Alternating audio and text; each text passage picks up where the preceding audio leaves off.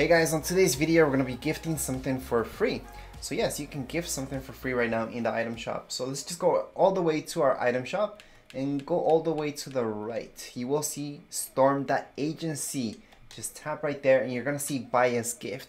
It will cost you nothing. So go ahead, buy as a gift. And from here, let's just choose somebody from here.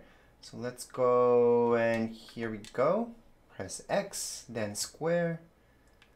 Select this, square again, and it's sending the gift. So yes, this is free, doesn't cost you anything. If you scroll all the way to the right now, you might notice you can't gift that again. So you can only do it one time. So just make sure you send that gift to the right person. Anyways, that's it for this video. If you guys have any questions, comments, you guys can write down here in the comments area. And don't forget to subscribe and rate. Thank you.